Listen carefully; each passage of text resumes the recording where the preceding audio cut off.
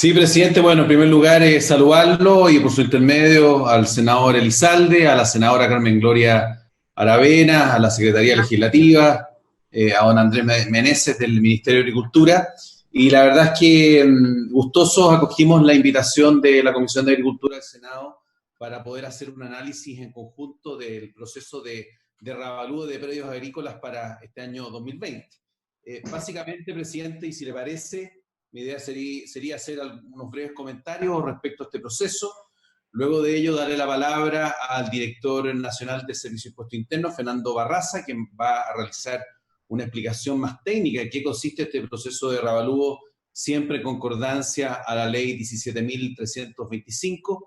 Y respecto a comentarios o dudas desde el punto de vista tributario, se acaba de sumar Manuel Alcalde. Manuel Alcalde es coordinador tributario del Ministerio de Hacienda, de modo tal de que podamos ver en todas las dimensiones lo que ha sido este proceso, las dudas que se pueden haber generado y por cierto, creo yo que hay una labor de información que en un tema técnico siempre es bienvenido tener este tipo de instancias para despejar, como decía, dudas o consultas sobre el particular. Presidente, nosotros obviamente como Ministerio de Hacienda debemos regirnos por esta ley, la 17.325, que es del mes de septiembre del año 1970, y a partir del 1 de enero de este año, 2020, entró en vigencia el proceso de reavalúo para bienes raíces agrícolas en todo el territorio nacional. Proceso que, obviamente, como bien conocen, debe realizarse cada 4 años y que en esta oportunidad coincidió con la actualización de otras categorías, tales cuales son los sitios no edificados, las propiedades abandonadas y pozos lastreros, que técnicamente se realizan una vez al año.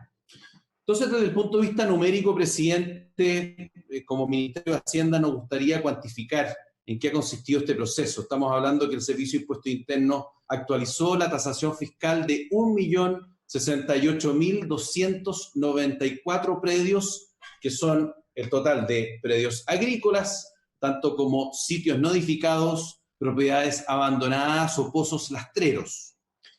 Y respecto al universo que lo constituyen las propiedades agrícolas, de este 1.068.000, lo constituyen 948.147 predios agrícolas.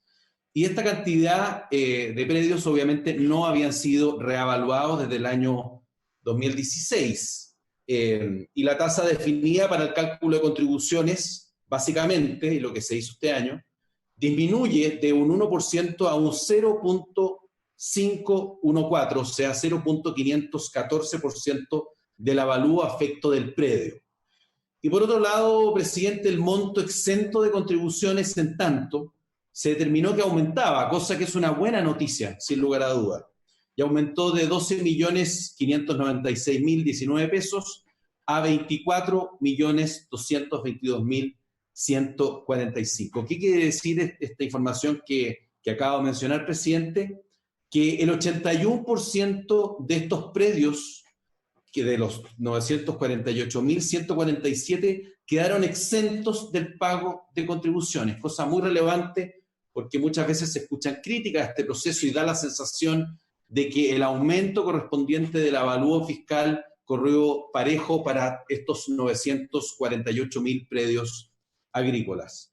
Ahora bien, el gobierno efectivamente, tomando en consideración la situación que estamos viviendo, y es importante mencionarlo, publicamos un decreto supremo, que es el número 420 de este año, que fue modificado posteriormente por el decreto supremo 553, que estableció ciertas medidas que van en directo beneficio de los contribuyentes que realizan actividades agrícolas, que obviamente son aquellas que nos preocupan y nos interesan.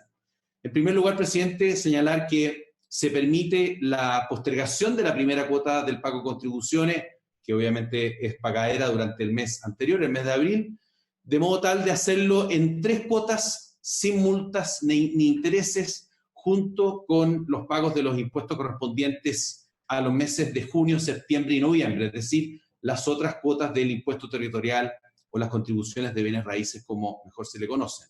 Y este beneficio, presidente, está destinado a empresas con ventas menores a 350.000 unidades de fomento netas de IVA al año, y a personas naturales con propiedades con un avalúo fiscal menor a 133 millones. La otra medida que como gobierno nosotros nos esmeramos especialmente en poder concretar dice relación con la prórroga del plazo del pago del impuesto a la renta que le corresponde justamente pagar a las pymes hasta el 31 de julio de 2020, manteniendo, por cierto, la obligación de declarar el impuesto en abril. Esto iba, presidente, en la línea justamente de poder invitar a las micro, pequeñas y medianas empresas. Es básicamente uno de los tres elementos fundamentales de la política pública que hemos implementado como gobierno y en conjunto con el Congreso Nacional a partir del 3 de marzo, el día de la primera noticia o notificación de un infectado con COVID-19 en nuestro país.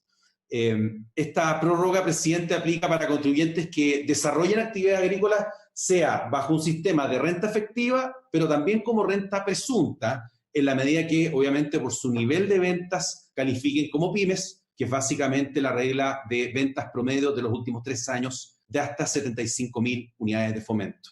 Y por último, presidente, como medida específica y de apoyo justamente a los contribuyentes de sectores agrícolas, es que se les entrega a los contribuyentes que tributan en base a renta presunta una opción para declarar su impuesto a la renta del año 2020 en base a la renta efectiva. Esto nosotros durante el mes de abril lo hemos comunicado especialmente en aquellas regiones agrícolas de nuestro país y que efectivamente ha sido muy bien recibida. Esto significa que pueden optar por este régimen, obviamente si les conviene, conociendo ya sus resultados del año 2019. Yo creo que esto es importante señalarlo. Y esta es una opción, presidente, que se podrá ejercer hasta el 31 de julio de 2020. Quiero solamente llegar hasta ahí desde el punto de vista de las medidas en términos generales que hemos aplicado en vista y considerando la situación tanto de pandemia global que estamos enfrentando como, por cierto, la situación económica. Y quisiera ahora, si le parece, presidente, pedirle al director de Impuesto Interno, Fernando Barraza, que pueda hacer su presentación de modo tal de explicar cuáles son los cambios, qué es lo que sucedió en este reavalúo agrícola de este año 2020. Gracias, presidente. Muchas gracias. Bueno, le damos la bienvenida a don Fernando Barraza y lo escuchamos. Tiene ahí. Ahora sí, ¿no? Sí, ¿Me escuchan? sí. Bien, muchas gracias, señor presidente, y por su intermedio saludar a los senadores y senadoras miembros de la comisión. Tengo una presentación que, si me permiten, me gustaría compartir con ustedes. Y vamos a ir pasando rápidamente aquellas cosas que ya hizo mención el subsecretario, pero hay otras que pueden ser interesantes para efectos de ilustrar lo que ha sido este proceso.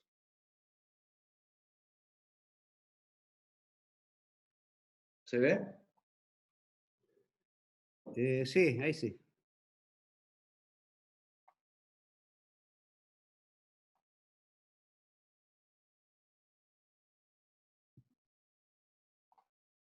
Ahí está mejor, ¿no?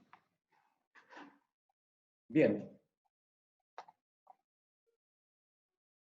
En primer lugar,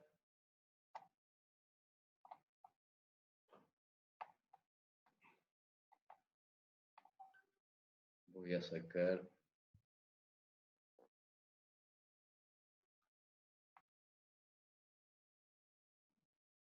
¿Se ve, no? Sí, sí. Bien, en primer lugar señalar que el revalúo de los bienes raíces agrícolas está establecido en la ley 17.235 sobre impuesto territorial, en que señala que cada 4 años el Servicio de Impuesto Interno debe reevaluar los bienes raíces agrícolas y no agrícolas, incorporando plusvalías y minusvalías de este tipo de bienes raíces, actualizando, dice, los valores de clase de suelo y efectuando una tasación masiva de los inmuebles agrícolas y generando una estructura tributaria actualizada. Por lo tanto, lo primero que me parece importante destacar, señor presidente, por su intermedio, es que este es un proceso que está establecido en la ley.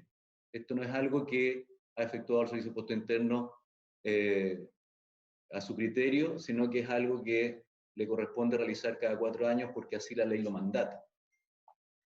¿Qué se reevalúa? Se reevalúa específicamente el catastro de predios agrícolas existente en el país, que ya como lo anticipaba el subsecretario, corresponde a 948.147 predios, que conforman el 12% del total de los predios del país. Estos 948.000 predios corresponden o pertenecen a 529.543 propietarios distintos y están ubicados en 327 comunas del país. Como resultado de este proceso, se obtiene entonces que hay 772.586 predios exentos, que corresponde a 81,5% de los predios del país, ya lo señaló el subsecretario, y los exentos y los afectos, por lo tanto, son el 18,5% restante, que corresponde a 175.561 predios que pertenecen a 101.196 contribuyentes. Para efectos del periodo en estudio, para efectos de hacer este reavalúo, se analiza distintas fuentes de información, ya vamos a hablar de eso, con cambios que ocurren en los predios que se están reevaluando durante los últimos 4 años, desde el segundo semestre del 2015 hasta el primer semestre del año 2019. La superficie total en hectáreas son 54 millones de hectáreas que están distribuidas en distintos tipos de suelos, ¿no? Suelo de riego, suelo de secano arable, suelo de secano no arable, y algo que se denomina técnicamente la clase 8, y también predios que están en la provincia de Magallanes. Y ahí están los porcentajes de suelo de cada tipo. Y por otro lado, los porcentajes por clase. La metodología es un proceso masivo que, de acuerdo a la ley, se basa en la capacidad potencial del uso actual de los predios. Vale decir, de las clases de riego, del secano arable y del secano no arable. Es decir, la clasificación de los suelos según su potencial productivo. Por lo tanto, es independiente de lo que se encuentre plantado o sembrado en el predio. Lo que hace el reavalúo es que hace una tasación de los suelos hacia abajo, no hacia arriba, no considera, de acuerdo a la ley, lo que está sobre el suelo, sino que en el fondo lo que hace es reevaluar en función de, como dice la ley, en la capacidad potencial del uso actual de los predios en sus distintas clases de suelo. Y de esto entonces obtiene una estructura valórica a nivel nacional. ¿Y cuáles son estos grupos de suelos? Primero el grupo de riego, que comprende por lo general terrenos con los mayores precios en cada comuna, con una alta capacidad productiva natural que permite el desarrollo de frutales, cultivos de mayor valor en la región, disponen de agua de riego de manera regular, como por ejemplo producción de palto en las comunas de Quillota y La Cruz, viñedos en Casablanca, primores en Valle de Azapa, algunos verdes de mayor productividad en la zona sur, en fin. La disponibilidad del agua de riego de un predio depende de los derechos de acciones que posee el agricultor sobre el caudal disponible en cada temporada, y la necesidad de agua de un predio dependerá principalmente entonces de los factores tales como el cultivo, el suelo, el clima y el sistema de riego. El 3% de la superficie nacional y el 26% de las líneas totales de suelo lo constituyen este tipo de suelo que es grupo de riego. Hay un segundo tipo, que es el grupo secano arable, que corresponde a terrenos de secano que depende principalmente del agua que proporcionan las lluvias. Estos terrenos cobran mayor relevancia en la zona sur, donde es posible el desarrollo de empastadas y cultivos como cereales y chacras. Un 6% de la superficie nacional corresponde a este tipo de suelos. Hay un tercer grupo que es el secano no arable, que son los suelos que presentan limitaciones e impiden el desarrollo de frutales y cultivos debido a propiedades físicas, profundidades, topografía, erosión, permeabilidad, drenaje y otras químicas como salinidad, alcalinidad del suelo, características del clima. El 36% de la superficie nacional está compuesta por este tipo de suelo. Y está la clase 8, que son todos los terrenos adaptados solamente para la vida silvestre, recreación o protección de ollas hidrográficas debido a sus limitaciones. El 43% de la superficie nacional corresponde a este tipo de suelo. Bueno, para todos estos tipos de suelos se hacen estudios de precios por clases de suelo. Y para hacer todo este estudio, previamente se consideran una serie de fuentes de información y se realizan también muchas reuniones con organismos que se dedican a este tema, ¿no? Entonces, se hacen reuniones con organismos locales a niveles regionales, todo esto ocurre en los territorios, se captura información valórica, se hacen análisis de confiabilidad de los valores, se georreferencian los valores, se actualiza la información catastral que tiene el Servicio de Impuesto Interno, se atienden y se analizan todas las atenciones de las solicitudes de revisión que se han hecho en el periodo, se define la metodología y los criterios homogéneos a nivel de los distintos territorios, se capacita también a todos nuestros tasadores. Nosotros contamos con del orden de 400 funcionarios a nivel nacional que se dedican específicamente al tema de los avalúos. Se hace seguimiento, supervisión del proceso, se determinan las normativas, se supervisa, se generan los productos, se coordinan, en fin, con distintos otros organismos, y todo esto es realizado, como señalaba entonces, a nivel nacional, con el trabajo directo de los funcionarios tasadores de las direcciones regionales y coordinados por la subdirección de evaluaciones, que olvidé señalarlo, pero me acompaña la subdirectora de evaluaciones, la señora María Alicia Muñoz.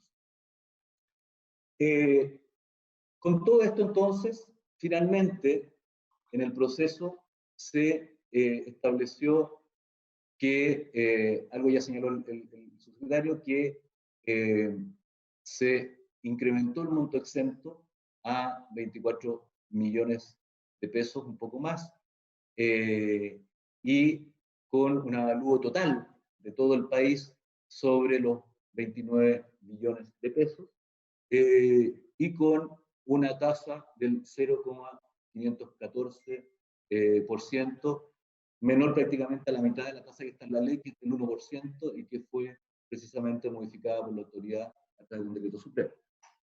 Con lo cual, ya lo señalé, el 18,5% de los predios quedan afectos, y se establece un valor de ajuste, que es muy relevante, del 50%. Vale decir que el avalúo fiscal de los predios agrícolas se establece en torno al 50% en promedio de los avalúos comerciales.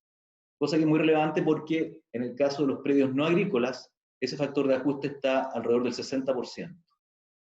Por lo tanto, aquí, considerando que son predios agrícolas, también se establece una consideración especial con un valor de ajuste del 50%.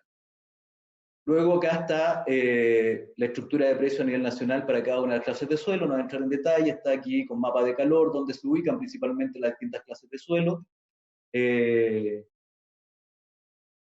Están las fuentes de información que se utilizan, por supuesto que se utilizan tasaciones comerciales, se analizaron 17.875 tasaciones comerciales, y se consideraron 10.680, ya voy a señalar por qué no se consideran todas. Muestras de 21.568, se analizaron 10.584 escrituras, se consideraron 2.323, en fin, un total de muestras, se consideró el total de 25.204 muestras, que corresponde al 2,67% del total de las muestras a nivel nacional, y que se ajusta justamente para poder considerar aquello que es más representativo.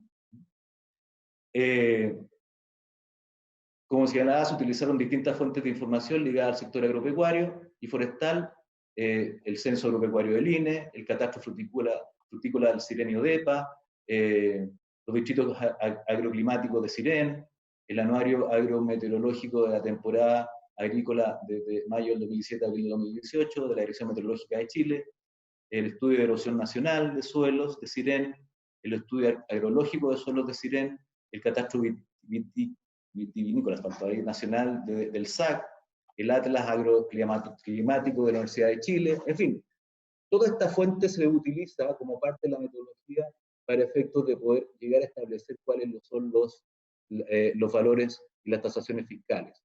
Por supuesto que se estudian también tasaciones comerciales, aquí hay un ejemplo, con valores desglosados por clase de suelo y por hectárea. Se utiliza también los valores que se transan para los distintos predios con clases de suelos únicas, y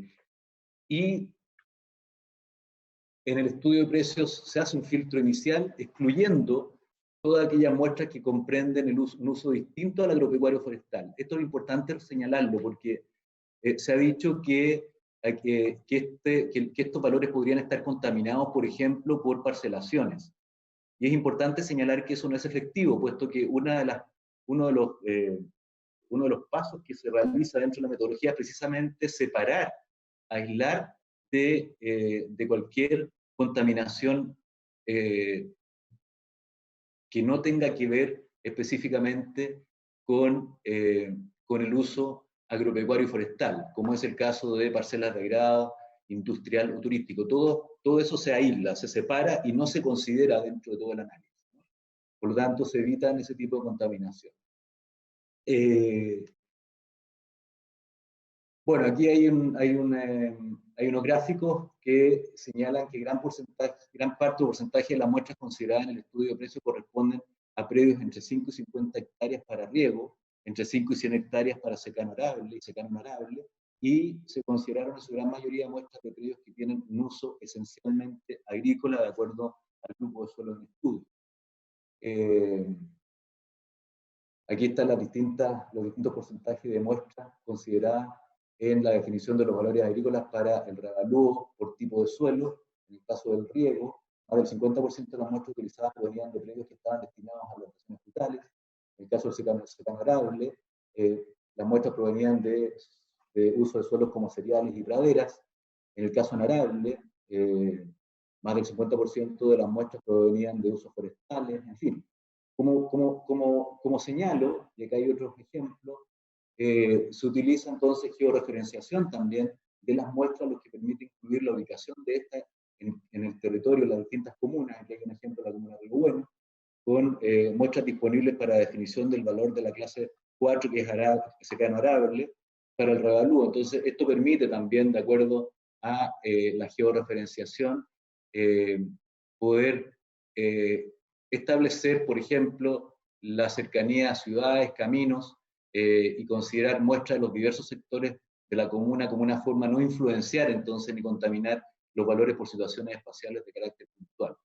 Todo esto es parte del proceso, no quiero entrar en más detalles, pero simplemente quisiera compartirlo con ustedes para que vean que esto es un estudio muy riguroso, muy meticuloso, muy acabado, con uso de múltiples fuentes de información, con apoyo tecnológico también de última generación y que permite, por lo tanto, en definitiva, poder llegar a establecer lo que la ley establece, que son las plusvalías y las minusvalías que han ido adquiriendo los distintos tipos de suelos y propiedades y terrenos a lo largo del país.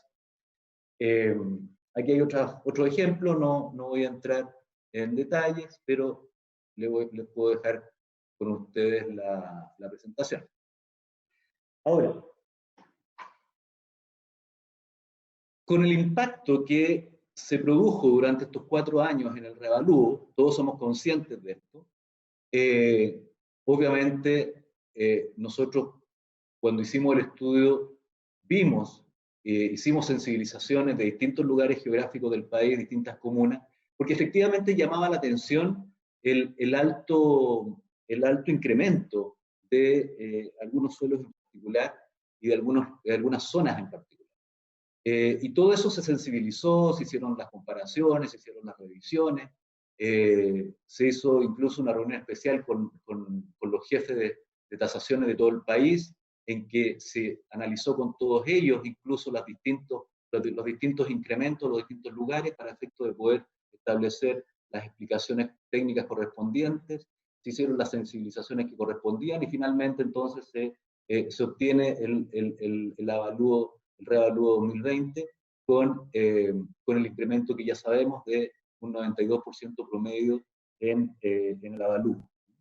Entonces, conscientes de este impacto y con el fin de moderarlo, se consideraron la aplicación de diversas medidas, las cuales se encuentran consideradas en la ley o han sido tomadas haciendo uso de las facultades administrativas correspondientes. Algo de eso ya señaló el subsecretario. Entonces, uno de los elementos importantes a considerar es que se incrementa entonces en el mismo porcentaje del incremento del avalúo el monto exento de bienes raíces, pasando de 12,5 millones a 24,2 millones, con lo cual el 81% de los predios no paga contribución, queda exento.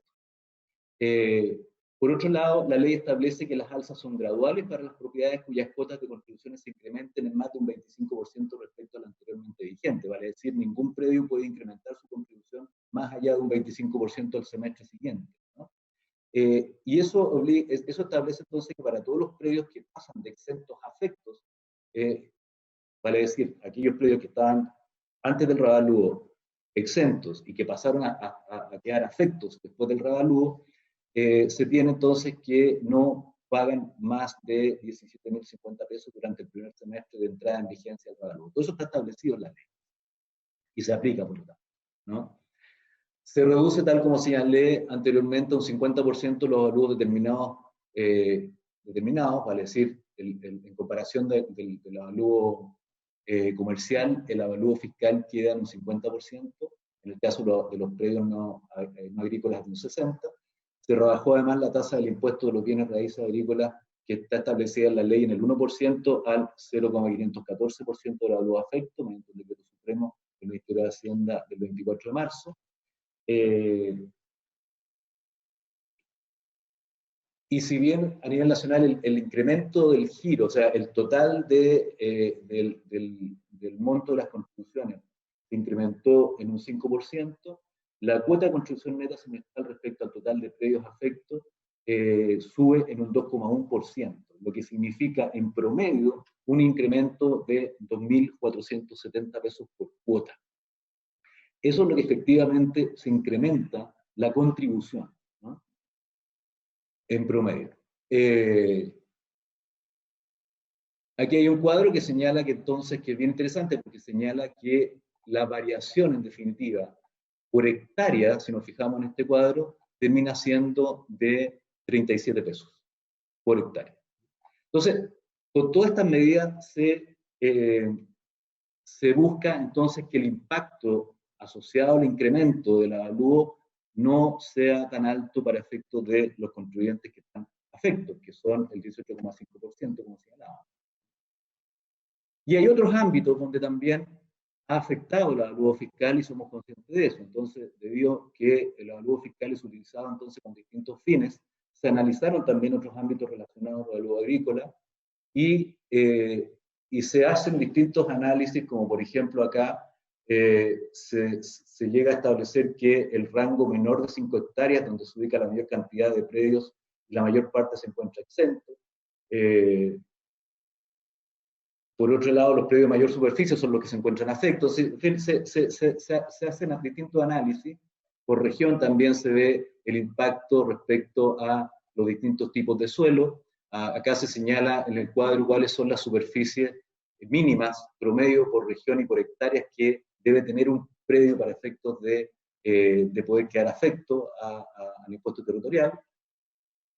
En fin, distintos análisis para efectos de poder llegar a establecer qué otros impactos. Uno de los impactos es el de INDAP.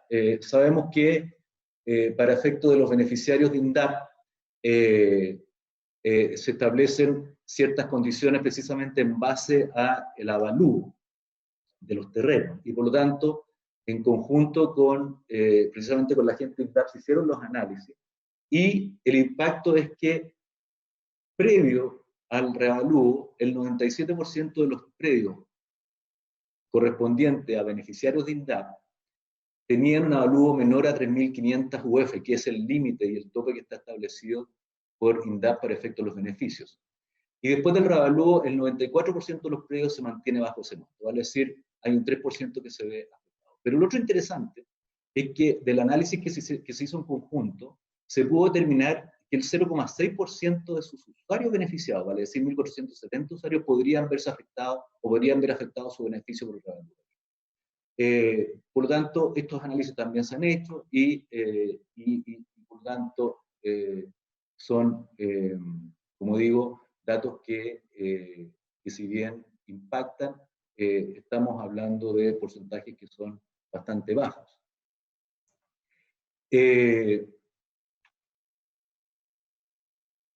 Se hacen también análisis respecto al impacto que esto puede tener en las tierras indígenas. Sabemos que estas se encuentran exentas, sin embargo, existen también los procedimientos para, en la posibilidad de que se pudiera haber afectado un predio indígena por el avalúo, entonces se puedan hacer las presentaciones los certificados de CONADE ante el servicio para efecto de poder regularizar ese tipo de situaciones.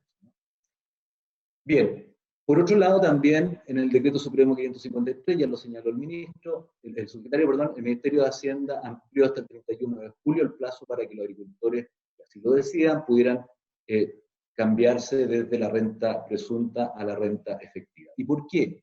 Porque efectivamente somos conscientes de que los contribuyentes de renta presunta, que precisamente contribuyen en base al monto o al avalúo de sus predios, efectivamente podían tener un impacto en esto. Entonces, obviamente al incrementar el avalúo de los predios se incrementa también la contribución. Hay que recordar que los contribuyentes de renta presunta agrícola tributan sobre el 10% del avalúo fiscal. Y sobre ese 10% se aplica la tasa del impuesto, que es un 25%, vale decir, en definitiva tributan el 2,5% del avalúo. Entonces, obviamente, si se incrementa el avalúo, ese 2,5% se ve también incrementado en el porcentaje que se incrementa el avalúo. Por lo tanto, como una forma también de hacerse cargo del impacto que podía presentar este revalúo en los agricultores que tributan en renta presunta, se establece entonces la posibilidad de que estos agricultores puedan poder decidir si cambiarse de régimen de renta presunta a renta efectiva, para lo cual se les amplía el plazo hasta el 31 de julio próximo. Y nosotros, asociados a ese decreto supremo, por resolución número 43 del 20 de abril, entonces normamos la opción que permite a estos contribuyentes que tributan en renta presunta cambiarse a renta efectiva, estableciendo también un procedimiento simplificado que señala que aquel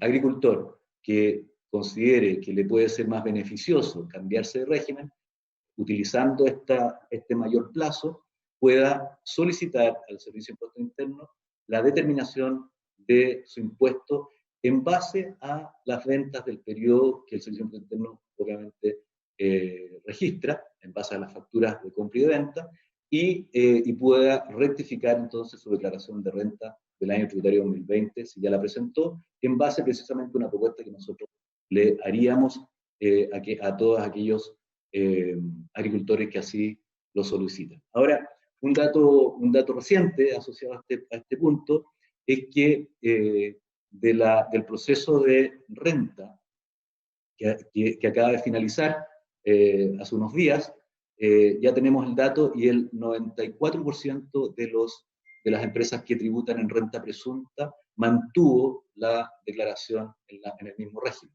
Lo que no significa que no puedan cambiarse, todavía están a tiempo de cambiarse hasta el 31 de julio, pero ya el 94% hizo su declaración y mantuvo la tributación en ese régimen. Bueno, y ya para finalizar, este es un cuadro que es bien interesante porque muestra de alguna manera cómo puede impactar también ya a nivel de los socios de estas empresas que tributan bajo renta presunta, cuál puede ser el impacto. Y vemos que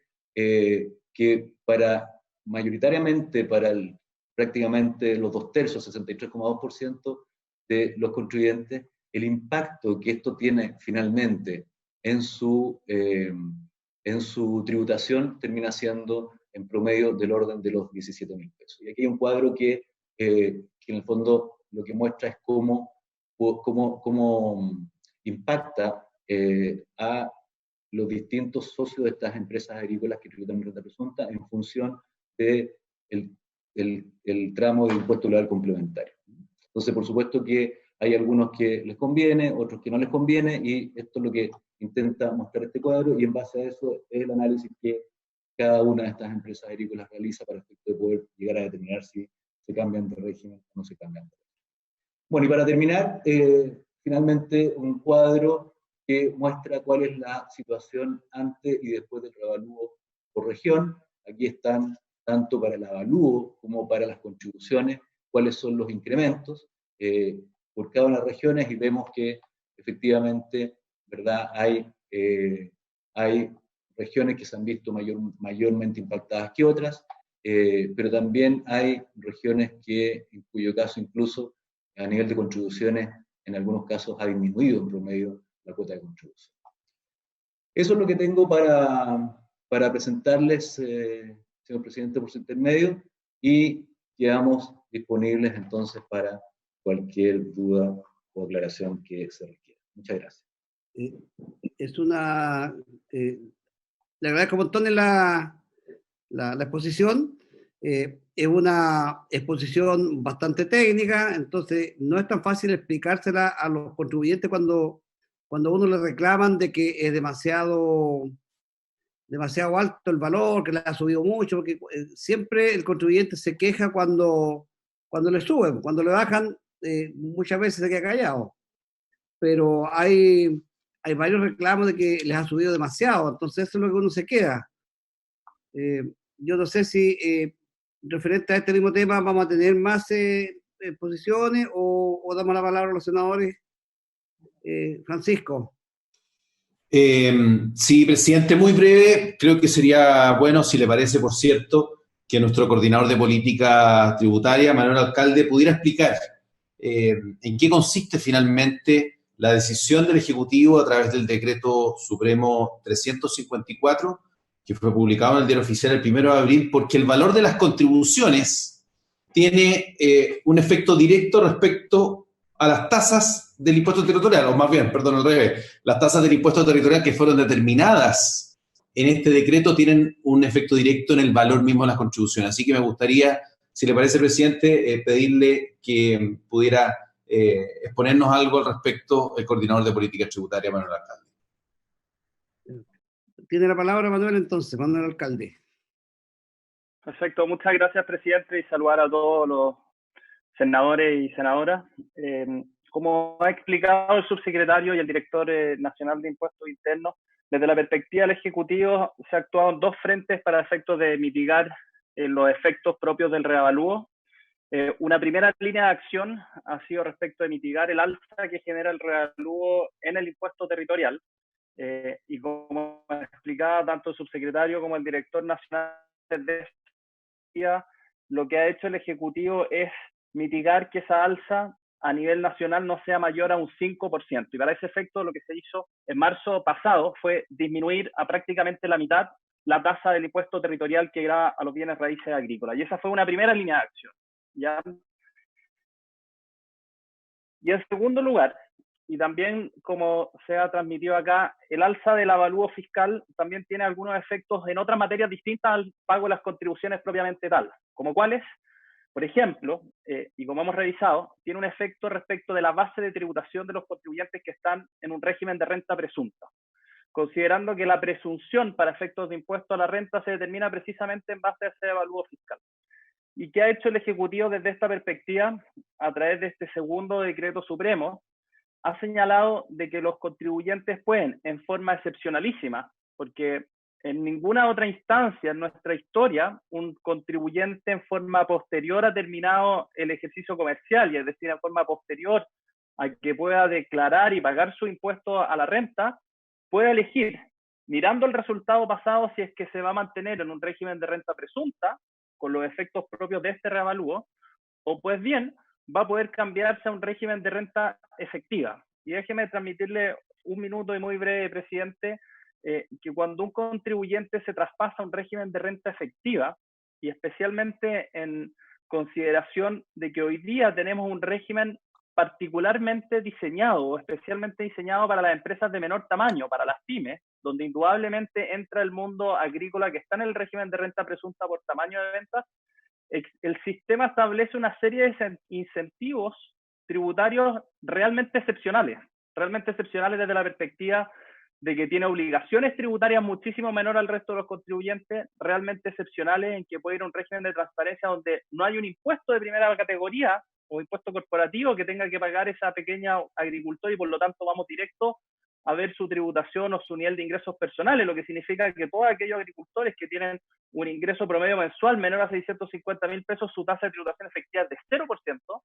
Y en tercer lugar, un régimen que permite además considerar las distintas oscilaciones que tiene la economía, y especialmente en estos tiempos difíciles, donde las pérdidas tributarias que pueden tener son reconocidas para efectos tributarios en el sentido de que tiene una base de tributación de cero en el año que tuvo sus pérdidas, pero también le permite arrastrar esas pérdidas hacia el futuro. Quiere decir que no solamente en el año que tuvo un mal año y por lo tanto tuvo una situación de pérdida, no va a pagar impuestos, sino también en el año siguiente, donde tenga un resultado positivo, va a poder utilizar esa pérdida y por lo tanto tampoco pagar impuestos en ese segundo año. Por lo tanto, creemos, y especialmente después de la reforma tributaria aprobada por este Congreso en enero pasado, donde se profundiza este régimen de las pymes, en donde hay un régimen diseñado para ellos, con un cumplimiento más simple, con incentivos excepcionales, vemos que hay un incentivo muy potente a que muchos de estos contribuyentes que están en renta presunta,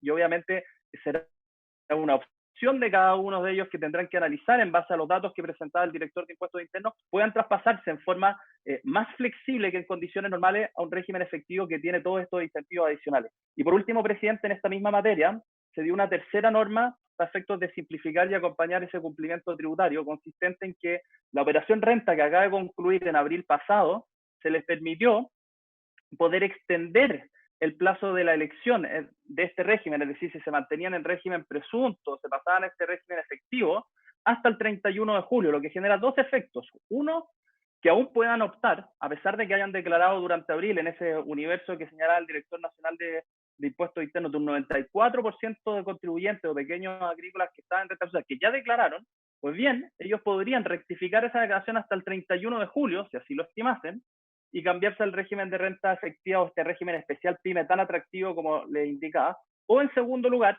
haber presentado su declaración y haber postergado el pago del impuesto. Es decir, no solamente se les está permitiendo cambiar de régimen, sino también hay una medida de alivio respecto a estos pequeños contribuyentes, cuestión de que puedan pagar ese impuesto adeudado, cualquiera sea el régimen, presunto o este régimen PYME, hasta el 31 de julio próximo. Gracias, presidente. Consulta, entonces, demos la palabra a Carmen Gloria, que quiere hacer unas consultas. Agradecer a todos, al director de Impuestos Internos, al Ministerio de Hacienda que está presente aquí también, porque nos han hecho una exposición muy detallada. Decirle antes de mis consultas que hace unos días atrás, y ustedes lo deben saber, principalmente Francisco, que el ministro de Hacienda hizo un día sábado una videoconferencia con varios gremios del sur de Chile vinculados a la agricultura, y quedó un compromiso que yo voy a volver a reiterar, Francisco, quizás internamente después pedirte. Él acordó una mesa de trabajo en que esta misma posición, por ejemplo, pudiera a través de videoconferencia trabajarse con ellos. Nosotros podemos invitar a todos los senadores de esta comisión nuevamente, pero la idea es dar continuidad a un compromiso que hizo nuestro ministro y explicarles en detalle estas miles de consultas que ellos tienen respecto al tema, porque hay que considerar que si bien hay una mayoría de pymes vinculadas a la agricultura, a través de la pequeña agricultura, también hay empresas que no están catalogadas como pymes y que todos sabemos, los que hemos estado vinculados al agro, que una cosa es el nivel de ventas y otra cosa es la rentabilidad de la actividad. O sea, la actividad agrícola jamás ha sido un negocio puro, porque hay que entender que las tierras tienen un valor inmenso muchas veces, pero la rentabilidad anual no es tan alta. En ese contexto, la primera pregunta que tengo, principalmente desde la región de la Araucanía, es que nosotros tenemos un conflicto que no voy a profundizar ahora, pero ustedes lo conocen, en toda la zona de Mayeco, la zona roja, zona que es arable, es agrícola, pero que por ciertos contextos tenemos comunas, por ejemplo, como Ercilla, que no hay ningún tipo de producción, porque todos sabemos, ¿cierto?, que hay terrenos tomados, hay varias situaciones complejas ahí. Entonces, yo no sé, de todos los factores que logré visualizar en el análisis de la tasación, no vi este tipo de análisis, que yo sé que es propio de la región, pero nuestra región es principalmente agrícola y por lo tanto una de las quejas que hay de parte de nuestros empresarios es que además de lo difícil que es hacer agricultura en toda la zona de Mayeco, a eso agregar que los valores que hoy día tienen predios, según esta nueva tasación, no se ven muy reflejados con la realidad. ¿Por qué?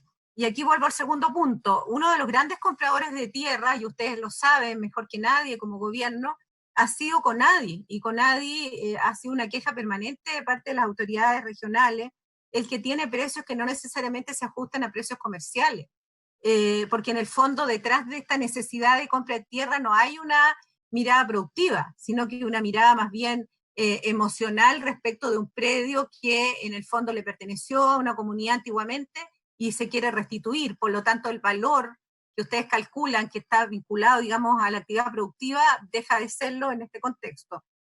Lo tercero es que da la impresión, por lo que estoy escuchando, y también lo dijo el ministro en la reunión, es que lo que se pretende desde impuestos internos es que vayamos transitando desde una renta presunta a una renta efectiva.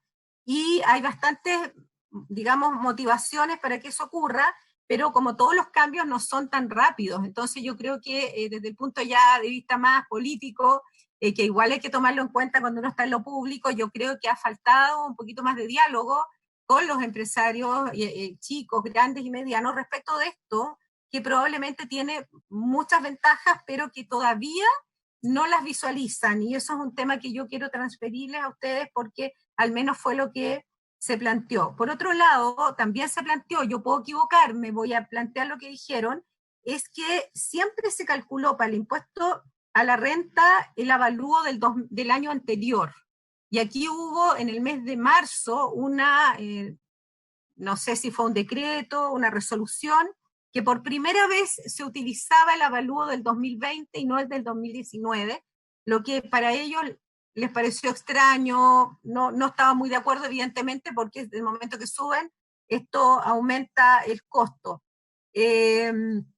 Básicamente eso, y claramente da la impresión que al trabajar con renta efectiva habrían rebajas en torno al pago final que dieran a hacer los empresarios. Y por otro lado, la última consulta es, cuando hablo de que aumenta un 5%, hago un promedio del total, porque se mencionaba acá que hay un 47% de la superficie de predios que está vinculada a zonas que no son cultivables, entre ellas parques nacionales. Tenemos 14 millones de hectáreas de parques nacionales y digamos, áreas silvestres protegidas, que algunas también son de empresas privadas, y por lo tanto, si uno hace un promedio, claro, efectivamente, como tenemos una superficie tan alta de predios que no tienen vinculación con la agricultura, ese promedio, digamos, se disminuye la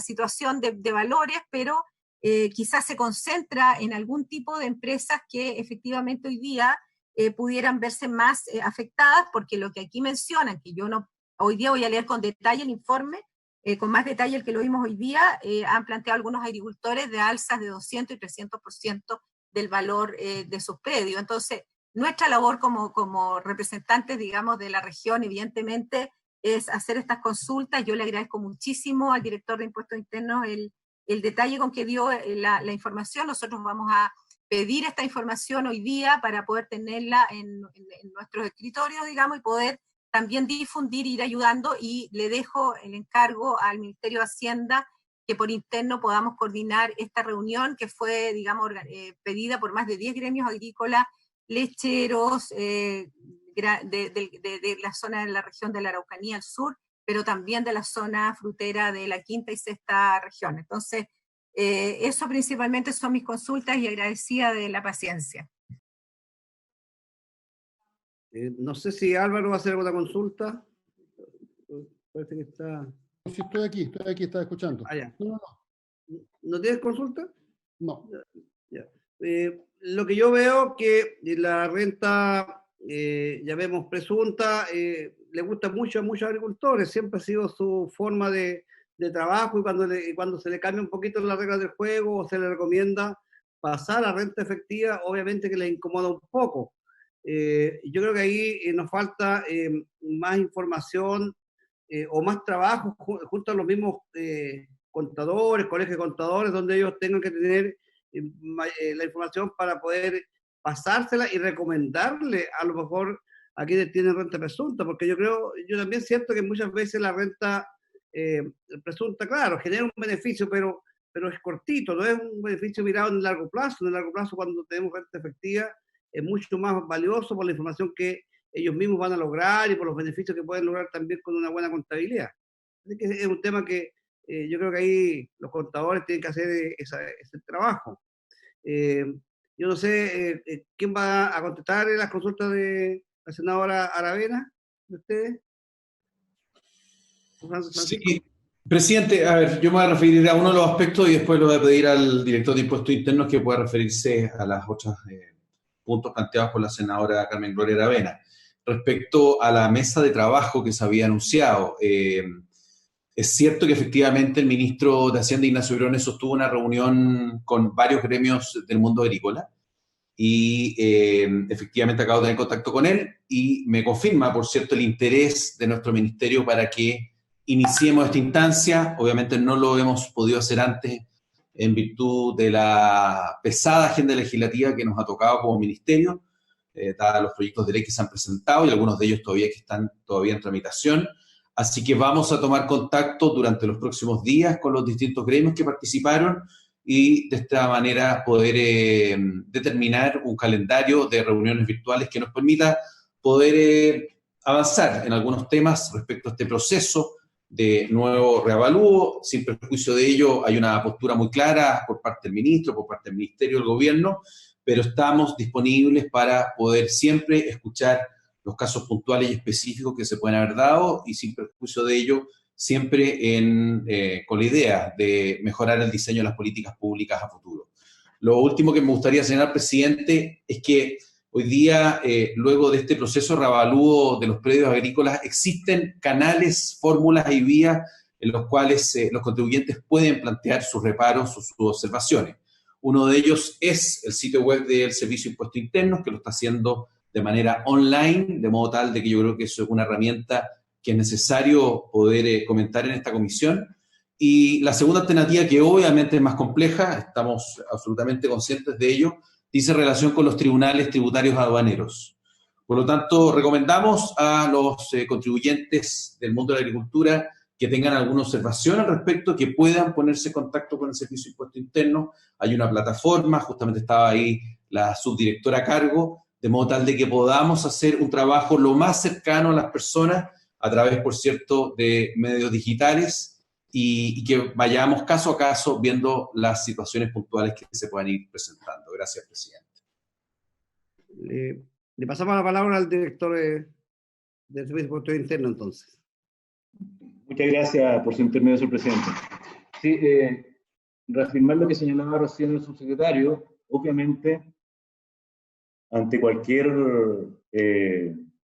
observación o revisión que quisiera algún propietario de estos predios que se hiciera respecto a su reavalúo en particular, lo puede solicitar efectivamente a través de nuestro sitio web, para que no tenga que concurrir a la oficina, y nosotros estamos constantemente haciendo ese tipo de revisiones y resolviendo esas solicitudes, sin perjuicio de que podamos también, a través de las reuniones que señala la senadora, poder explicarle también localmente, a través de nuestra red de direcciones regionales, a cada uno de los agricultores las razones por las cuales particularmente su zona, o la zona donde ellos tienen sus predios, pudo haberse visto mayor o menor,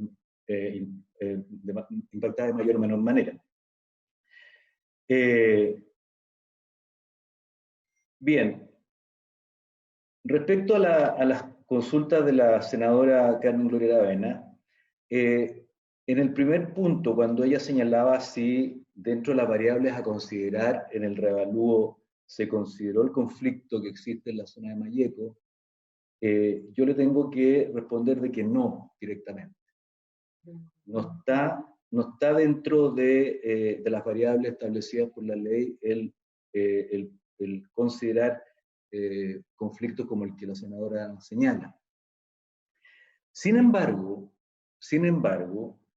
es importante señalar que, y yo lo dije en mi presentación, se toman distintas fuentes de información, incluidas fuentes de información que proporciona la misma CONADI, y se hacen dentro de los estudios de precios análisis de las transferencias, de tasaciones, tanto comerciales como la propia CONADI, en fin, y en base a todos esos elementos se llegan a establecer los valores de los suelos.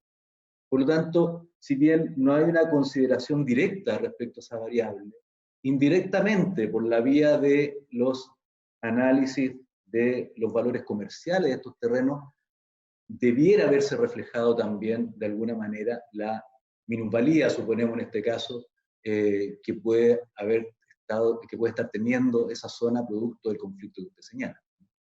Eso es lo que yo podría responderle, ¿no? Y bueno, el punto el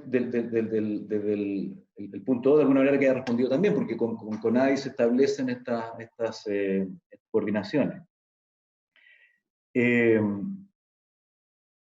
Respecto a la pretensión que señala la senadora por su intermedio del presidente que el servicio tendría para que los contribuyentes se pasen de un régimen a otro, en realidad no es una pretensión, más bien lo que nosotros lo que señalamos es que es poder mostrarle todos los elementos y todos los antecedentes para que el agricultor pueda tomar la mejor decisión respecto a la forma como él le conviene más tributar.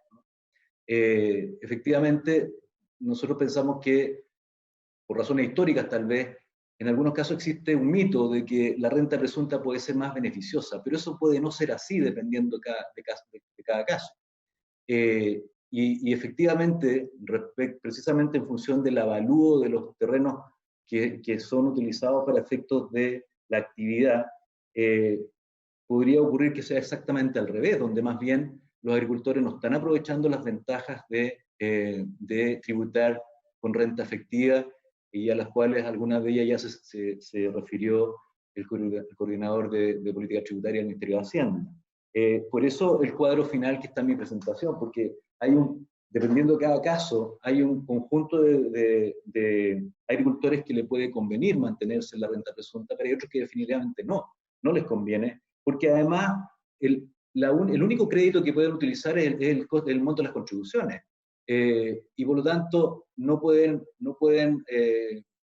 por ejemplo, pasar a pérdida el que, por ejemplo, por efectos climáticos, una cosecha no haya podido ser finalmente cosechada, valga la redundancia, ni menos vendida o comercializada. Por lo tanto, hay una serie de factores que, en algunos casos, sin duda que termina siendo más conveniente el tributar por renta efectiva. Y particularmente con los nuevos regímenes que se aprobaron en el último proyecto de ley de sobremoderación tributaria. Entonces, me parece que ahí hay todo un trabajo que sin duda hay que hacer con los pequeños agricultores especialmente, y para lo cual nosotros estamos absolutamente disponibles, insisto, con nuestras direcciones regionales para poder orientar de la mejor manera posible a estos pequeños agricultores, sin perjuicio de otras coordinaciones que se puedan hacer, como sugería el presidente, con el Colegio de Contadores y otros organismos que puedan asesorar también a los pequeños agricultores.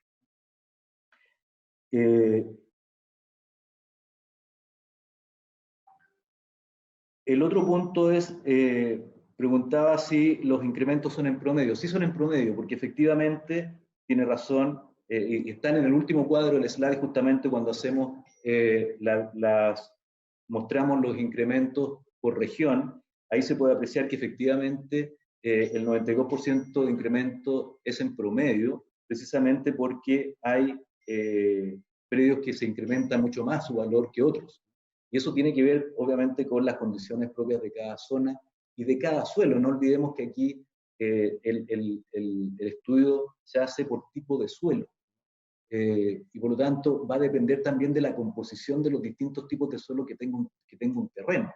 Entonces podría ser que una propiedad agrícola tenga mayoritariamente, por ejemplo, un tipo de suelo de riego y una menor proporción de suelo secano, o al revés, y en función de esas características, obviamente, el incremento puede ser distinto.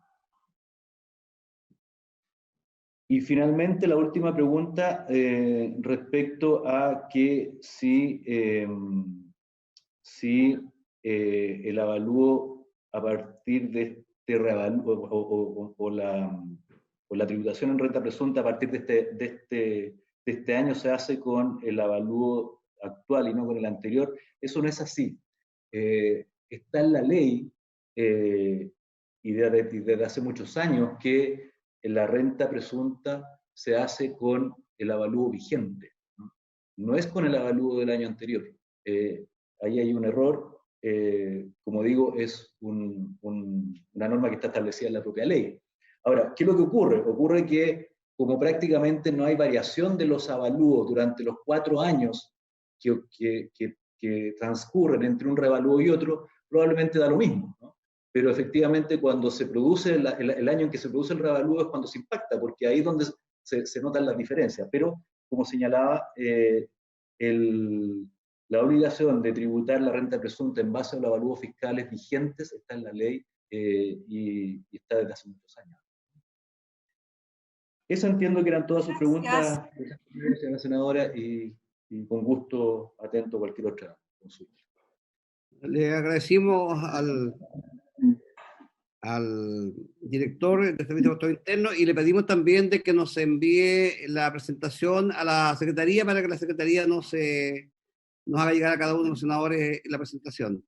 Le damos la bienvenida también al senador Pizarro que se suma a esta comisión. Desearle que espero que se sienta muy bien con esta nueva enfermedad, pero hay que echarle para adelante, ¿no? Hola, presidente, ¿cómo le va? Le pido disculpas porque estaba en una conferencia con el Parlamento Europeo y en mi condición de presidente del Parlamento Latinoamericano. Así que, y además después me costó un mundo comunicarme, no sé por qué. Pero ahora, por suerte, ya estoy acá. Saludos a todos y gracias por los buenos deseos. A todos los colegas. Un abrazo. Hasta ahora bien, dijo el pavo antes de entrar. Cuidarse. Yo no sé si hay alguna pregunta más, Carmen Gloria, o los senadores a nuestros invitados. No, yo quedé muy clara con la respuesta y ya don Francisco Moreno eficientemente se contactó por interno y vamos a incorporarlo en el grupo de todos los gremios agrícolas que comprometieron esta mesa de trabajo con el ministro, así que probablemente a don Fernando Barraza lo vamos a contar con él para una próxima jornada de trabajo con los senadores, idealmente que puedan participar también, porque hay varios gremios de las regiones de ustedes que quieren incorporarse. Muchas gracias. Bueno, le agradecemos entonces a nuestros invitados la presentación y esperamos esta presentación que será llegar a la Secretaría para poderla entregar a cada uno de los senadores. Y esperamos tenerlos en otra oportunidad en nuestra comisión. Muchas gracias, presidente. Saludos a todos los senadores, senadoras. Que estén muy bien. Muchas gracias. Gracias.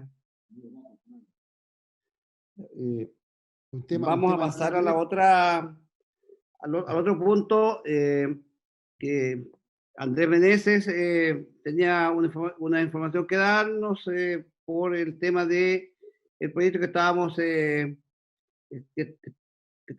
revisando, que íbamos a ver las indicaciones que tienen que ver con lo que significa la comercialización de fertilizantes. Entonces, Andrés, para que nos pase la información, el por qué y cuándo. Gracias, presidente.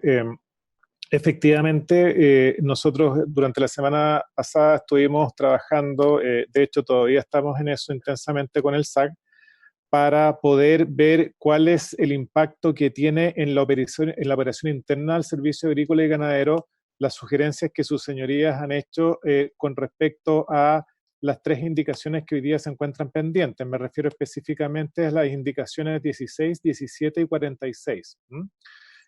Bueno, respecto de la primera, nos parece a priori, sin perjuicio de que estamos viendo alternativas de redacción, de que sería bueno y conveniente para el funcionamiento del Servicio Agrícola y Ganadero que éste tuviera la facultad de recorrer medidas que van desde la restricción hasta la prohibición, poder adoptar aquellas medidas que tengan que ver con aquellos fertilizantes que puedan tener riesgos de daño para las personas, para los animales o para los vegetales. Nos parece que esa es una alternativa que permite que el Servicio Agrícola y Ganadero pueda poder tener mayores alternativas de fiscalización que simplemente la prohibición pura y simple. De hecho, me parece que en la última sesión ya esa idea estaba empezando a ser considerada como conveniente a propósito de una intervención que tuvo específicamente el senador Elizalde por su intermedio presidente. Es decir, la verdad es que quizá hay algunos casos en los cuales no sea necesaria una prohibición, sino que muchas veces a lo mejor podrá el problema también solucionarse por la vía de las restricciones.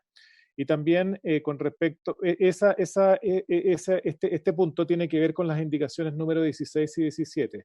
Y con respecto a la indicación 46, que incorpora un nuevo artículo 4 transitorio al texto de esta ley, sus señorías habían solicitado la posibilidad de analizar la reducción de los plazos para que los distintos actores obligados por esta ley puedan registrarse en los listados que va a administrar el SAC para los efectos de la administración y trazabilidad de esta ley.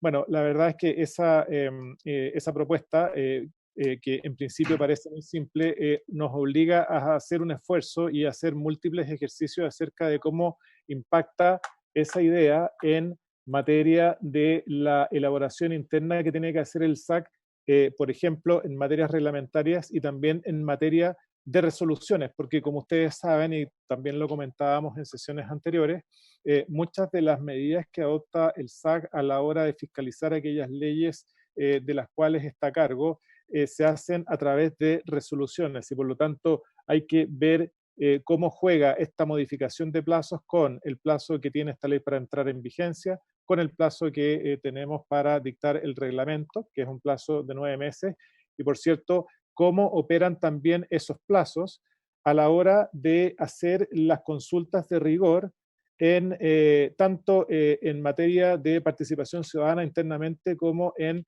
las consultas que debamos hacer a la OMC. Ustedes seguramente ya están informados de que este proyecto en su minuto fue consultado a la OMC y no fue objeto de observaciones por parte de esa instancia.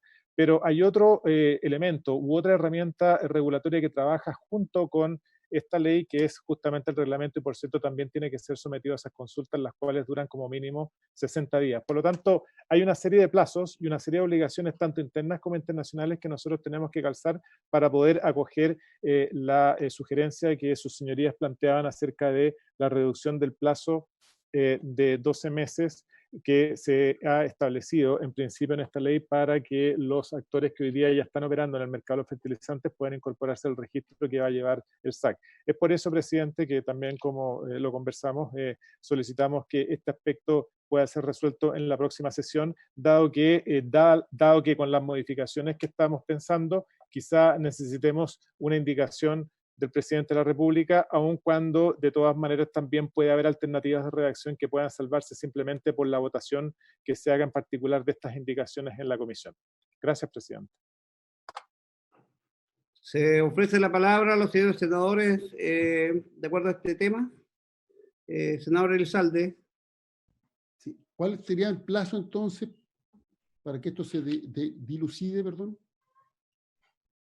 Presidente, nosotros habíamos pensado en el lunes de la semana que viene, aun cuando al parecer, al menos nominalmente, la semana que viene sería distrital. Si sus señorías de todas maneras van a funcionar por vía telemática durante la semana próxima, estamos en condiciones de poder cerrar este tema durante la semana que viene. No va a haber más semanas distritales en el regional. No tenemos. Mientras estemos en estado de emergencia. Entonces, en ese caso, senador Elizalde, por su intermedio, presidente, estaríamos en condiciones de resolver este tema el próximo lunes. Correcto. Carmen Gloria. No, a mí me parece bien que le demos un tiempo para la próxima semana. Son 3 observaciones que quedan pendientes y poder despachar este proyecto, porque yo creo que tiene mucha importancia para el país y sabemos que todas las tramitaciones son lentas. Solamente aprovechar el espacio de la palabra para plantear que en conversaciones con don Andrés Meneses, que está acá, aprovechando que está presente también, yo le hice consultas y él me respondió respecto de que estaríamos en condiciones de retomar la discusión sobre el proyecto de apícola, de tal manera que quizás al final de la sesión pudiera él contarnos un poquito, porque para hacer memoria quedamos en que ellos estaban trabajando con una mesa apícola nacional con representantes de las regiones y estaban trabajando el cómo poder retomar el tema con una estructura que podría presentar el Ejecutivo en función de un proyecto específico que ya salió de la Cámara de Diputados y que podríamos nosotros retomar la discusión. Entonces, solamente decirle, presidente, que le demos un tiempecito a eso, porque la cantidad de apicultores y de pequeña apicultura en Chile es inmensa. Usted lo sabe, nosotros representamos a regiones, todos en esta comisión, que tienen la mayor cantidad de producción de miel en Chile. Así que es un tema muy, muy importante, técnico y político. Gracias.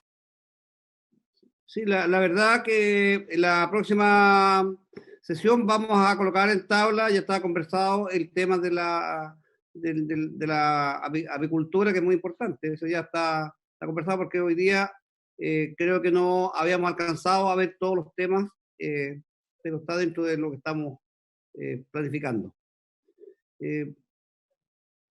¿Algo más la palabra? ¿Algún senador? Para pasar al otro tema, entonces. Ya, pasemos al otro tema, secretaria.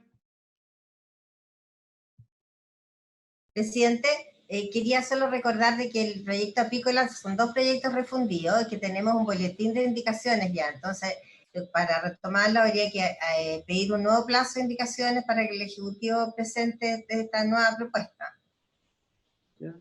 Andrés. Presidente, para ser más precisos, hoy día están para ser vistos por la Comisión de Agricultura los 2 proyectos que fueron refundidos, a los que aludía recién doña Jimena por su intermedio, y también hay un tercer proyecto que ya se encuentra en segundo trámite, que viene desde la Cámara de Diputados. Lo que nosotros sugerimos es que podríamos partir primero viendo en general qué es lo que proponen esos 3 proyectos, ya que los nuevos integrantes de la Comisión de Agricultura puedan interiorizarse acerca de cuál es la mirada de cada uno de ellos, y también poder citar a algunos de los representantes de las distintas agrupaciones de productores de miel, que aun cuando pudiera parecer que están todos dedicados o tienen más o menos la misma mirada con respecto al problema, la verdad es que muchas veces hay matices o algunas diferencias entre ellos dependiendo de la zona en la que están hoy día trabajando, y también dependiendo si se trata de apicultores que están siempre en el mismo lugar o agricultores trashumantes que se van moviendo junto con sus colmenas en busca del polen. Por eso es que yo más bien sugeriría que pudiéramos partir con una ronda de audiencias de algunas de las asociaciones más representativas del sector apícola, y por cierto se trata de asociaciones con las cuales la Oficina de Estudios y Políticas Agrarias ya ha sostenido una ronda de reuniones bastante intensa durante la segunda mitad del año pasado. Por lo tanto, es una buena forma de aprovechar ese trabajo con lo que sus señorías puedan captar de primera mano cuando estas personas puedan opinar ante esta comisión. Gracias, presidente. Perfecto, lo vamos a revisar con la secretaria y vamos a hacer la tabla para la próxima reunión, que yo creo que es muy razonable de invitar a ciertas organizaciones para que nos vayan, llamemos, explicando y colocándonos en conocimiento de lo que ellos están pidiendo y del proyecto de ley como tal. Secretaria, ¿pasamos al otro proyecto? Sí, señor presidente. En tercer lugar, entonces, tenemos el proyecto de ley que permite a las municipalidades dictar ordenanzas orientadas al control de perros asilvestrados. El boletín es el 12.411/11. El objeto de este proyecto es establecer una excepción a la prohibición contenida en la Ley 21.020 sobre tenerse responsable de mascotas y animales de compañía, específicamente su artículo 7º, inciso 2, con el objeto de permitir a las municipalidades dictar ordenanzas que autoricen la utilización del sacrificio de perros asilvestrados cuando el ataque de estos pueda generar peligro para la seguridad de las personas y de las especies protegidas. Este proyecto es una moción de los honorables senadores señora Carmen Gloria Aravena, Adriana Muñoz Tálvora y Jimena Rincón, y de los senadores señores Álvaro Elizalde y Felipe Arboe. Está en primer trámite constitucional, en primer informe, no tiene urgencia y tampoco normas de quórum. Como es un proyecto de artículo único, correspondería verlo en forma general y particular, salvo que la comisión estimase verlo solo en general y despacharlo en esos términos a la sala para que se pueda fijar un plazo de indicación. Eso es, señor presidente. Le ofrezco la palabra a los señores senadores, quienes son los autores de esta moción. Senadora Aravena. Bueno, decirles que la iniciativa particularmente es del senador, del ex integrante de esta comisión, el senador Arboe, y todos quienes acompañamos esta moción, porque no hay que olvidar que estuvimos a fines del año anterior visitando la zona de Aysén, y una de las problemáticas que vimos justamente es la de los perros asilvestrados, la dificultad legal que hay para el control, porque si bien se valora las iniciativas que estos últimos gobiernos han tenido en torno a la inscripción de todos los perros a través, cierto, del sistema municipal que les coloca un chip y también esteriliza, eso no ha implicado que podamos hacer un control efectivo de esto. Decirles que hoy día tenemos alrededor de 750.000 perros inscritos en el registro nacional, lo que es un gran logro para el país, pero existe alrededor de 500.000 perros que todavía siguen siendo sin dueños y que lamentablemente, sobre todo en las comunas rurales de nuestro país, se transforman en perros salvajes, asilvestrados, y decirles que el año pasado, solo en 6 meses, el Ministerio de Salud pudo informar de alrededor de 18.000 casos de mordeduras de perros que andan en jaurías y que efectivamente generan un daño a la salud pública tremendo, un costo personal y también, digamos, monetario para el país. Y lamentablemente no hemos sido capaces de hacernos cargo en las zonas rurales. Este es un tema muy complejo que lamentablemente, al no tener los alcaldes ninguna atribución, más bien se hacen cargo de postular los proyectos de la Subdere, pero ustedes ven que hay un número igual de perros que no tienen dueño, que siguen dejados en las calles y finalmente por una cosa natural buscan alimentos, se transforman en jaurías que atentan contra los niños, adultos mayores y sobre todo, dentro de los informes que hay, los trabajadores que se trasladan en las zonas rurales a sus trabajos en bicicleta son uno de los mayores atacados. Así que a mí me da la impresión que es un proyecto muy pequeñito, pero que viene a dar solución a una situación que es un problema muy grande para el país desde el punto de vista de la salubridad pública. Muchas gracias, presidente. ¿Algún senador más que quiera hacer uso de la palabra?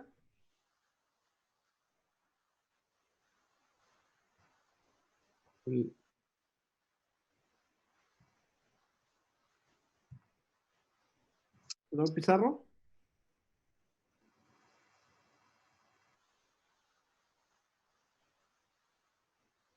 Ahí sí.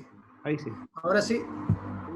Sí, quiero hacer una consulta porque tengo aquí una nota de mis asesores, yo no conocí el proyecto, en que me dicen, claro, para algunos es una forma de autorizar a que los municipios busquen un mayor control, sobre todo en zonas donde son rurales o hay jaurías de perros, grupos de perros que atacan animales, que también atacan a la fauna nativa y también se produce un problema, por lo que me dicen acá, que hay que tener cuidado con lo que es toda la norma vigente que tenemos de cuidado de los animales, por otro lado.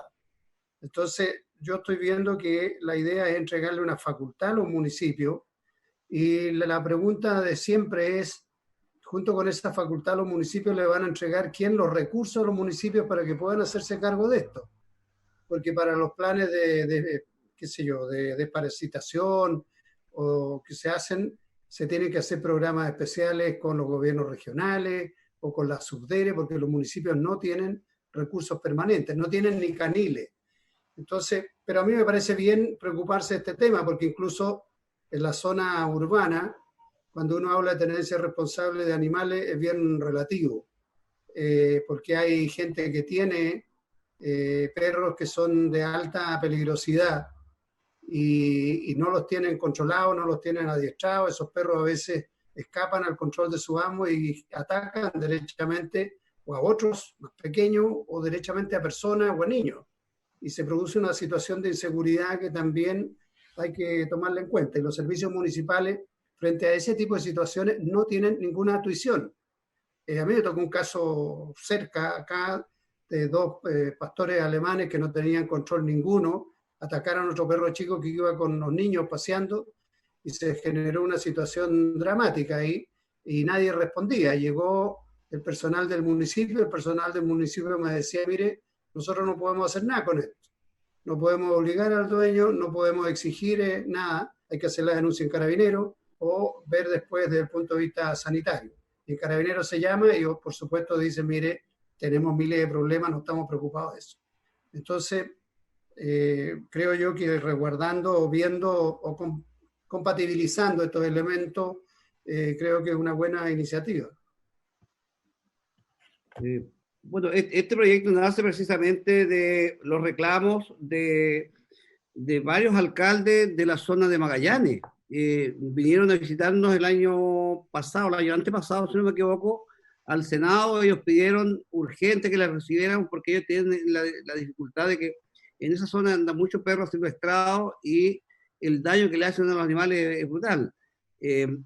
Cuando le recibimos a ellos, uno parte conversando con otros diferentes alcaldes también, y uno se empieza a dar cuenta de que efectivamente es un problema grande que hay, que no se tienen las atribuciones para poder intervenir.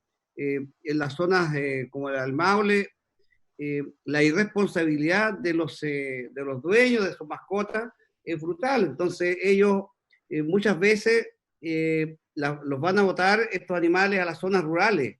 Entonces hay zonas rurales, zonas de cerro, y estos animales quedan en el fondo sin ninguna protección de nada, se acercan a las casas y empiezan a hacer daño a los animales, a los pollos, a los pavos, a los corderos, y se generan estas caurías que son totalmente incontrolables. Entonces, desde ese punto de vista, los alcaldes no tienen ninguna atribución, pero también es cierto que hay municipalidades que ellos tienen o tratan de controlar, o tratan de esterilizar, o tratan de hacer estos trabajos, y para eso la Subdere ha generado proyectos de apoyo a las municipalidades, como también los gobiernos regionales. Siempre hay recursos para esto, en la medida que los alcaldes tengan la problemática, que la ley les faculte, los recursos siempre yo creo que van a estar. Entonces, mirado desde ese punto de vista, yo creo que es un proyecto interesante, de mucha utilidad, y también para que los dueños de las mascotas, los animales, tomen conciencia de que hay una facultad para los alcaldes para poder ver cómo controlar también todas estas mascotas que están hoy día en jaurías con un alto riesgo para la comunidad. Así que yo creo que este es un proyecto que a mí me parece muy, muy interesante. Yo no sé el Ejecutivo qué opinión tiene frente a esto. Andrés. Gracias, presidente. Efectivamente, como Ministerio de Agricultura estamos conscientes de cuál es la problemática a la que responde este proyecto. Y por lo mismo, dado que también están involucradas algunas, dentro de las ideas matrices y en el texto de articulado único al que se refería la secretaria, dado que también se está hablando de algunas facultades que debiera ejercer los municipios, sería interesante por lo mismo escuchar en este proyecto a la Subdere, dado que algunos de sus señorías también acaban de mencionar el tema presupuestario que viene dado justamente desde allá. Eso, presidente. Secretaria, ¿cuál sería el camino? Aquí nosotros, este proyecto no tiene indicaciones todavía, ¿no es cierto? No, habría que aprobarlo en general si estima la comisión y ahí mandarlo a la sala para que la sala fije un plazo de indicación. ¿Y qué les parece si lo aprobamos en general y en particular a la vez para que sea más rápido? ¿No creen que sería interesante? Senador, ¿Puedo hacer una pregunta? Álvaro. Sí. No, lo que pasa es que el proyecto fue declarado admisible por la mesa, pero de todas maneras se requería un pronunciamiento, yo creo, al menos del presidente de la comisión, porque establece atribuciones, no sé si establece atribuciones nuevas. Yo soy autor de la iniciativa, pero para que después no haya duda, atribuciones nuevas para las autoridades municipales. Entonces tengo la duda. Y si fuera así, por lo menos se requeriría un pronunciamiento del presidente de la comisión. Y si no hubiera acuerdo, claro, ahí tendría que ser votado. La verdad que yo siento que, claro, estamos en un proyecto... Jimena, no sé si la Secretaría nos podría ilustrar sobre el tema. Sí, señor presidente, también la Secretaría tiene dudas porque la verdad que aquí se le está dando se le está condicionando la atribución que tiene la municipalidad para ejercer su función, y eso implica que se está determinando las funciones. Entonces, eso a mi juicio tiene problemas de constitucionalidad. Entonces, sería ideal si la comisión pudiera adoptar una resolución al respecto o vota la admisibilidad, pero para que quede constancia del parecer de la comisión.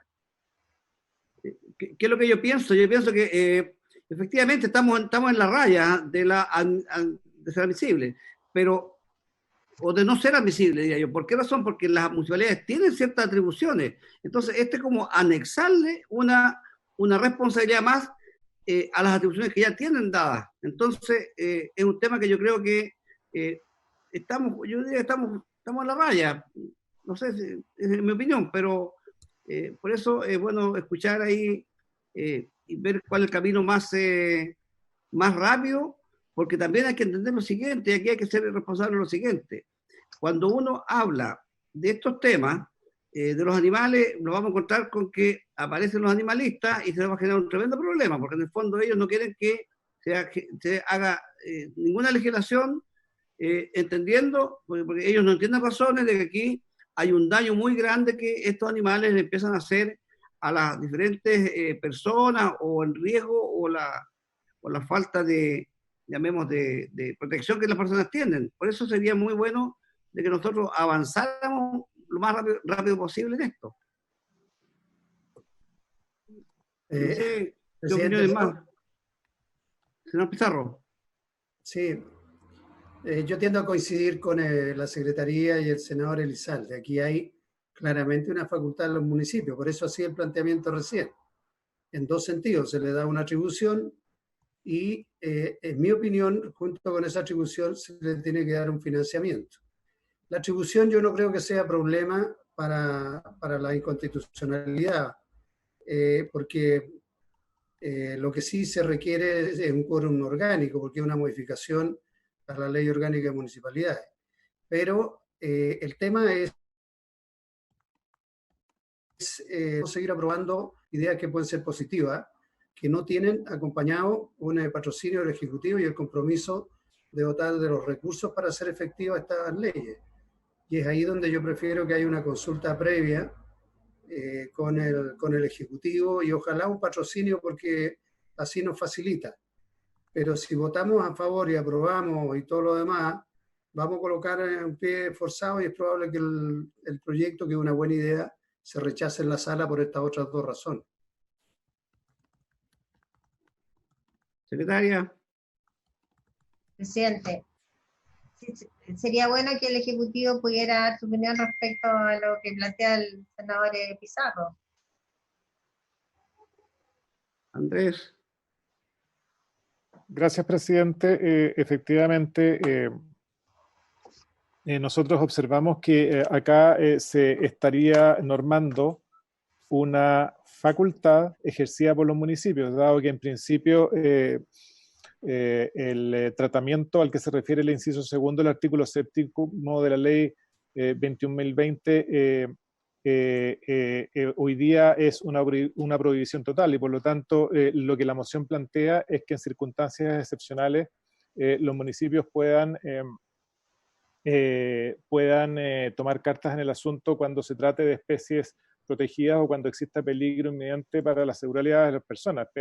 Y además el otro problema que nosotros vemos, aparte de esa posible inadmisibilidad, está el tema al que hacía referencia el senador Pizarro, porque generalmente aquellos proyectos o aquellas normas que se tramitan que tienen que ver con nuevas facultades para los municipios también deben ir acompañadas de los respectivos recursos. Entonces, de nuevo, por eso sería interesante escuchar a la SUDERE en este tema, dado que las municipalidades siempre se están quejando y ahora más que nunca de que muchas veces se les entregan facultades pero no los medios suficientes para poder ejercerlas.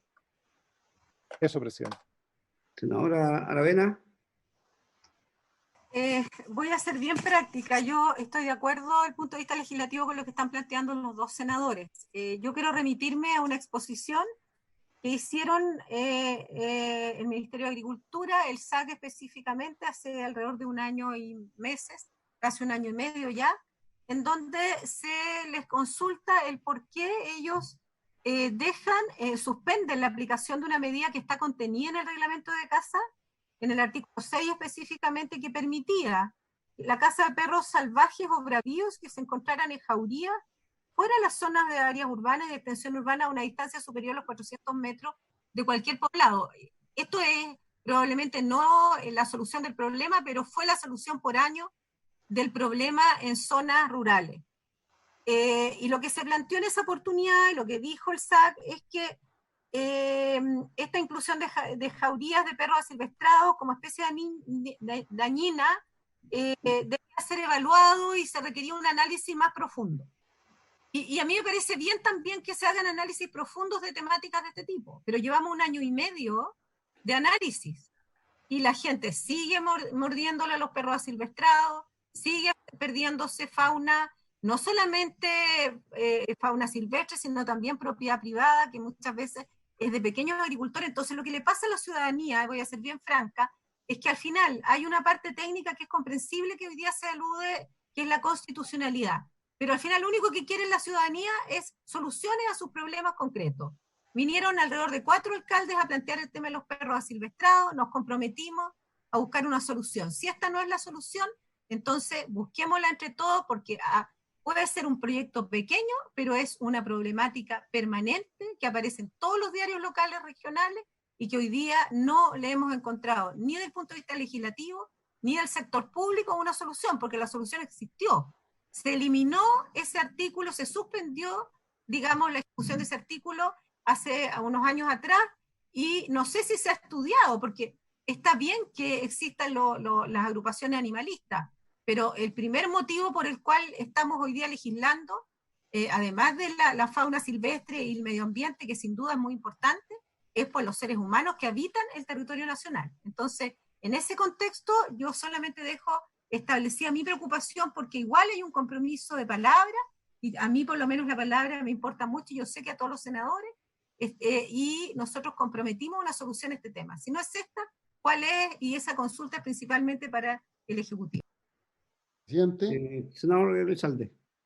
Sí, bueno, a mí me gustaría ver de parte del Ejecutivo, del Gobierno, una actitud más proactiva en esta materia, porque efectivamente un tema es la admisibilidad, y hemos visto cómo efectivamente en los medios de comunicación, y sobre todo en la prensa escrita, ha salido todo un análisis de los proyectos inadmisibles que se han seguido tramitando en ambas cámaras. Particularmente la crítica se ha entrado en la Cámara de Diputados, pero también se hace extensiva al Senado. Entonces, un tema es el tema de la admisibilidad. Pero el otro tema es el tema de fondo. Y el tema de fondo es que efectivamente estos perros asilvestrados son peligrosos para las distintas actividades vinculadas a la agricultura, para el ganado, vimos la situación de la oveja en Magallanes, también la zona de Torres de Paine, la cercanía de Torres de Paine, y para las personas, y lo más dramático es para las personas. Aquí hay personas que han muerto, niños que han perdido sus extremidades por ser atacados por estos perros. Entonces, a mí me gustaría ver de parte de la autoridad de gobierno una actitud más proactiva.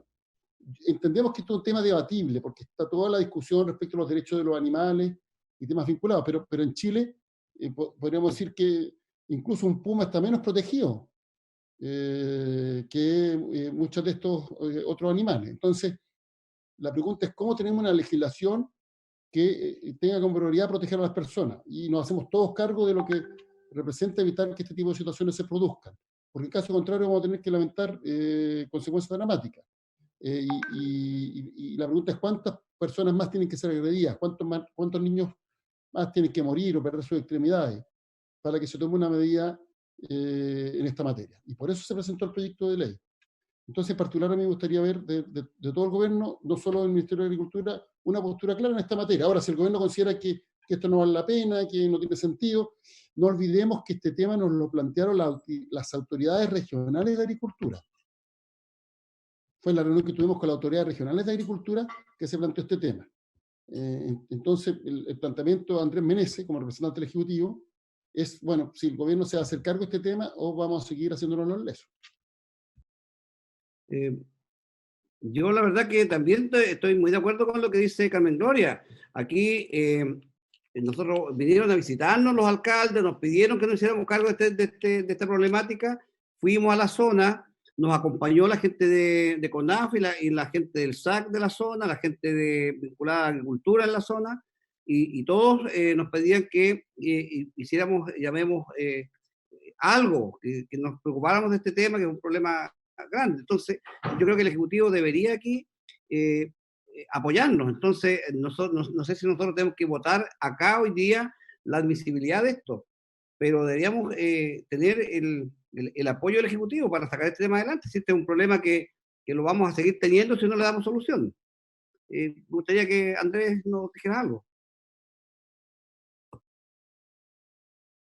Gracias, presidente. Bueno, acogiendo el llamado y la exhortación del senador Elizalde y el suyo propio, así como también el de la senadora Aravena, y dada la gravedad y la urgencia del problema que motiva esta moción, es que comprometo los buenos oficios de este suscrito y también del Ministerio de Agricultura para socializar internamente este proyecto con las demás reparticiones públicas que además del Ministerio de Agricultura tienen algo que ver con esta iniciativa, de manera de levantar el problema desde el punto de vista de la agricultura, porque estamos en la Comisión de Agricultura del Senado, y por lo mismo ver cuáles son las posibilidades que tenemos de avanzar, como dice el senador Elizalde por su intermedio presidente, en soluciones concretas. Él tiene razón cuando dice que una cosa es el problema de admisibilidad, pero otra cosa distinta es el problema de fondo, y por lo mismo es que ofrezco los buenos oficios del Ministerio de Agricultura para pensar junto con los demás ministerios o servicios involucrados cuál puede ser esa solución que venga a solucionar el problema que esta moción está abordando, presidente. ¿Cómo avanzamos, secretaria? Si la comisión estima, presidente, se podría invitar a la subdere a dar su opinión. Por otro lado, llegó tarde, no les alcancé a mandar el informe que hizo la Biblioteca del Congreso al respecto, y ellos señalan de que, leo textual lo que dice el párrafo pertinente, que el alcance de la excepción que hace este proyecto no está debidamente definido, pues no existe la ley que se pretende reformar, como tampoco en el texto modificatorio referencia alguna al concepto del objeto regulado, esto es los perros asilvestrados. Y ello cobra relevancia si consideramos que la norma propuesta será efectiva en las respectivas ordenanzas municipales. Así estas podrán determinar el objeto al que aplica la excepción, definiendo o especificando qué se entiende por ello. El inconveniente de esto es que podrán verificarse tantas definiciones como ordenanzas municipales se dictan al efecto. En otras palabras, el universo de interpretaciones del concepto sería equivalente al número de municipalidades existentes. Bueno, hace presente que algunas municipalidades como Hualqui, Los Ángeles y Temuco tienen definido perros asilvestrados. Y además hace mención que hay un proyecto de ley que declara a los perros asilvestrados como especie exótica invasora y dispone su control por parte de la autoridad sanitaria.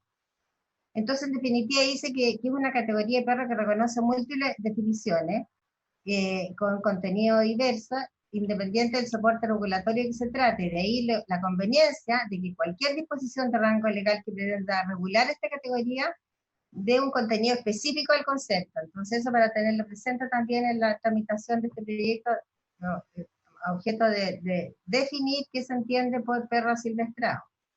Eso sin perjuicio de escuchar, si le parece a su señoría, la opinión de Subdere en esta materia, o bien si estiman ustedes aprobarlo en general. Carmen Gloria. Yo creo que escuchando a los dos senadores que tienen un argumento bastante de peso respecto a la inconstitucionalidad, me parece que sería prudente no dejar pasar este tema, esperar una propuesta o la solución a las conversaciones que Andrés hoy día está comprometiendo de parte del Ejecutivo. Por otro lado, en ese momento hacer una sesión donde pueda exponer en detalle este informe la biblioteca y también la Subdere, o sea, hacer una sesión especial para esto en unas semanas más, cuando hagamos coincidir ya una posición de parte del Ejecutivo. No dejarlo pasar, sino que simplemente dejar en statu quo un poquito este tema hasta que se resuelvan ciertas conversaciones del Ministerio y volver a retomar el tema, porque es probable que tengamos que reformular el proyecto con patrocinio del Ejecutivo, partiendo ya hoy día por esta sugerencia que hace la biblioteca de definir lo que es un perro silvestrado, que perfectamente pudiéramos hacerlo en conjunto con el Ejecutivo. En mi opinión, quizás eso sería lo más lógico, pero ahí está el aporte de otros senadores que pueden también aportar a este tema. Gracias. Senador Elizalde. Sí, bueno, podemos hacer muchas iniciativas para analizar estos seminarios, etcétera, pero yo creo que aquí lo que se requiere es una definición política del Ejecutivo.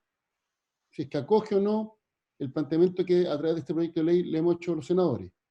Y si va, por tanto, a patrocinar o no una iniciativa que permita resolver esto.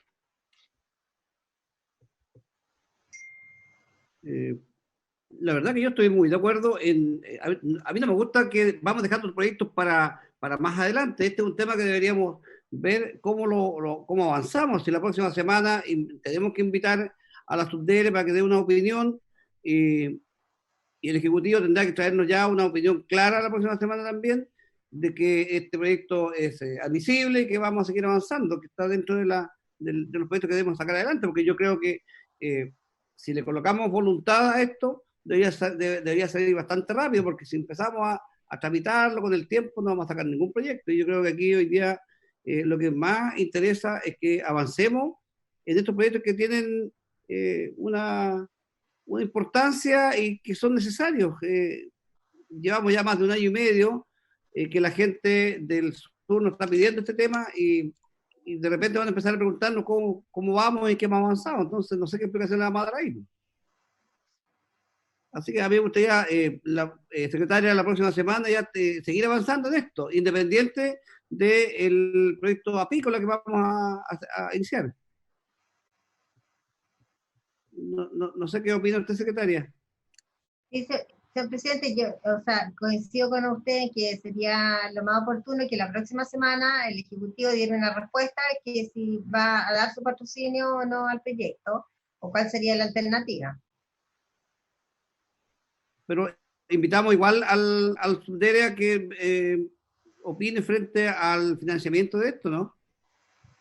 Sí, porque la norma de la ley de municipalidad establece que cualquier atribución que se le dé nueva a los municipios tiene que ir acompañada de un financiamiento.